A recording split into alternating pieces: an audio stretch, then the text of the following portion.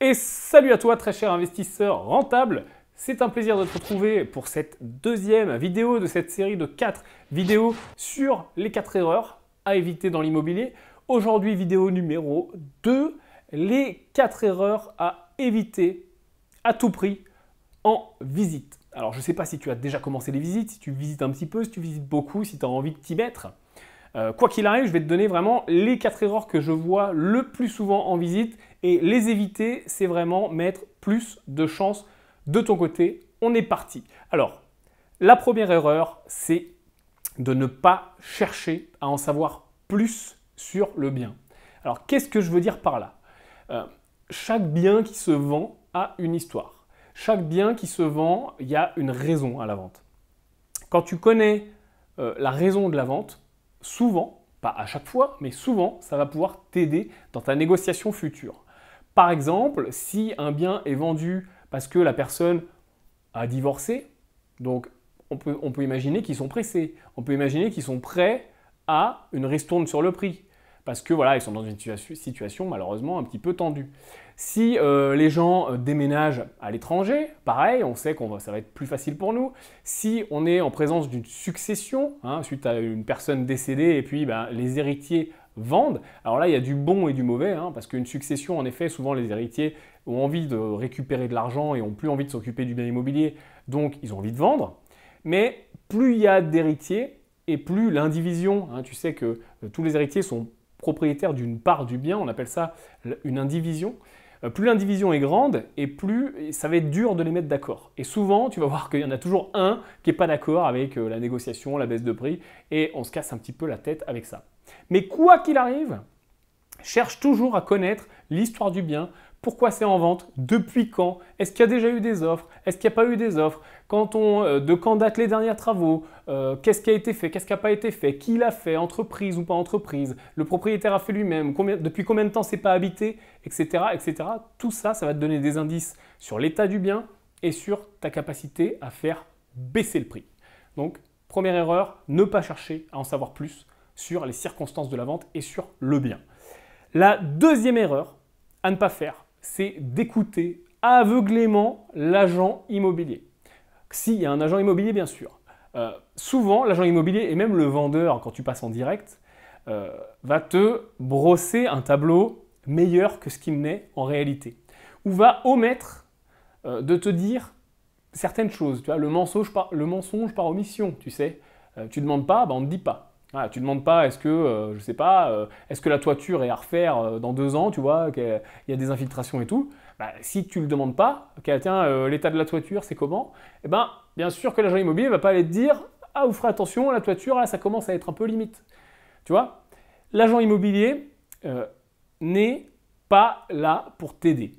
Il faut bien que tu te mettes ça en tête, enfin, la plupart des agents immobiliers, tant que tu ne les connais pas, ou tant que tu n'as pas une relation un petit peu privilégiée, ou éventuellement certains agents immobiliers, mais vraiment la grosse majorité ne sont vraiment pas là pour t'aider. Ils sont là pour t'ouvrir les portes, te faire visiter. Tu vas voir que dans la plupart des cas, c'est la première fois qu'ils voient le bien ou la deuxième fois, ils connaissent très mal le dossier. Tu leur poses des questions, ils ne savent pas te répondre, ils répondent à côté. Ils disent « ouais, je vous tiens au courant, je vous envoie un mail, un SMS » et ils ne le font pas. Bref, n'oublie pas.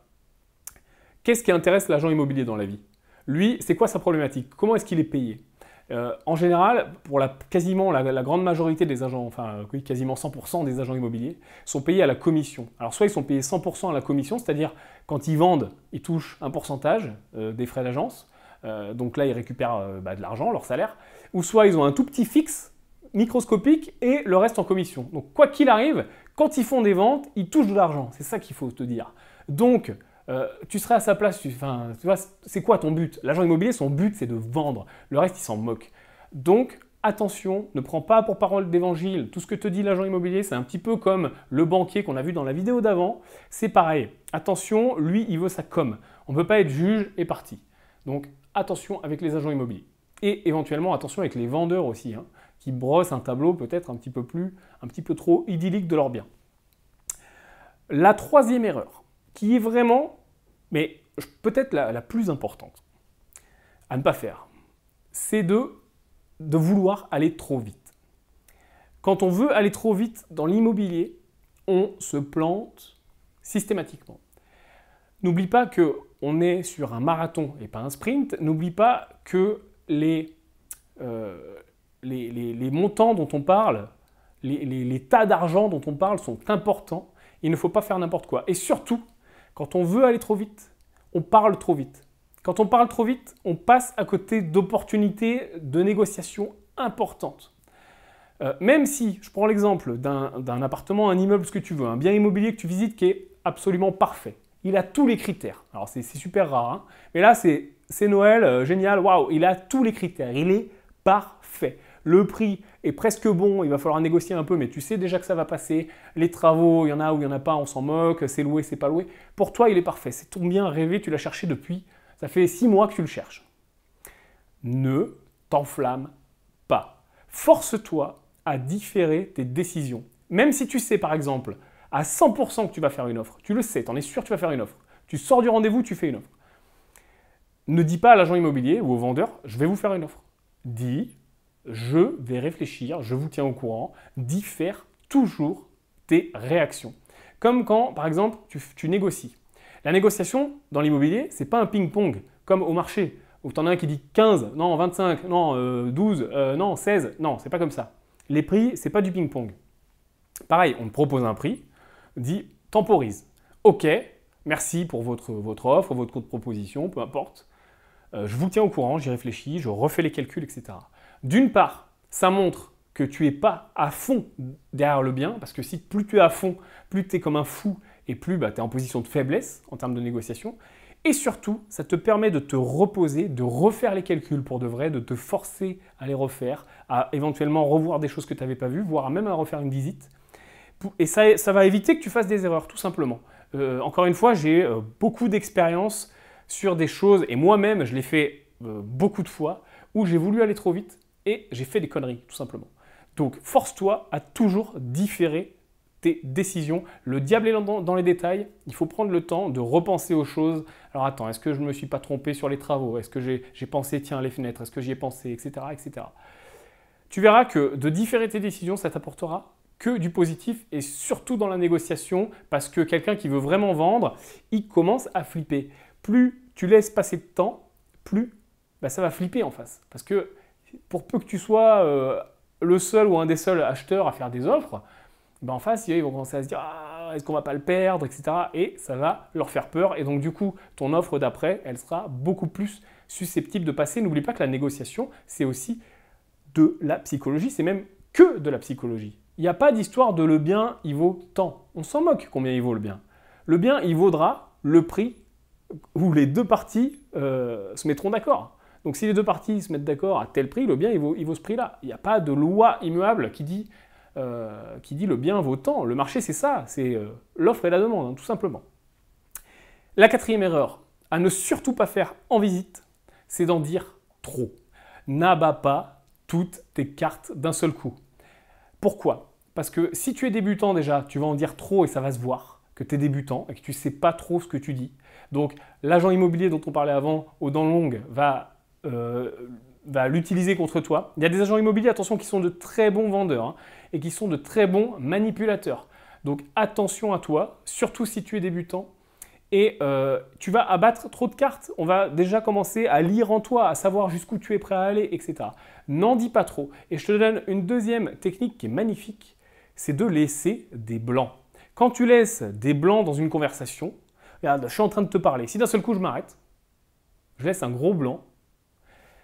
Toi qui es en train de parler avec moi, tu vas rebondir, tu vas parler. Tu vois, il y a rarement des blancs dans une conversation dans la vie de tous les jours. Si tu laisses des blancs, la personne va embrayer, la personne va vouloir meubler tout simplement. Et elle va te donner plus d'infos. Alors ça marche très très bien avec les particuliers. Voilà, le particulier il te fait visiter, tu laisses des blancs et il va vouloir t'en dire plus parce qu'il se dit mais attends pourquoi il ne me parle pas? Et hop, il va en dire plus et plus. Avec les agents immobiliers, ça marche aussi. Et ce qui marche encore mieux pour tirer les vers du nez aux gens, ça marche dans une négociation, ça marche dans une visite, c'est de rebondir sur les dernières fins de phrase. Par exemple, si la personne te dit le prix c'est ça, mais il y a un peu de marge de négociation. Tu dis, il y a un peu de marge de négociation. Là, tu reprends les derniers mots de la phrase. Ouais, on a fait les travaux il y a 1 an par une entreprise. Ah, vous avez fait les travaux par une entreprise. Et hop, et tu vois, et la personne va rebondir. C'est un truc psychologique. Hein. La personne va rebondir et va t'en dire plus. Donc voilà, utilise ça en visite, tu vas voir, c'est redoutable. Alors, je te récapitule les 4 erreurs à ne pas faire. 1. Ne pas chercher à savoir l'histoire du bien, les circonstances de la vente. Attention. 2. Écouter aveuglément l'agent immobilier. Prendre tout ce qu'il dit pour argent comptant. 3. Vouloir aller trop vite. Ne pas différer ses décisions. Attention, prends le temps. Et 4. En dire trop. Laisse des blancs et relance la discussion. Ok, j'espère que cette vidéo t'a plu. Je te revois dans la prochaine pour encore 4 erreurs à ne surtout pas faire dans l'immobilier.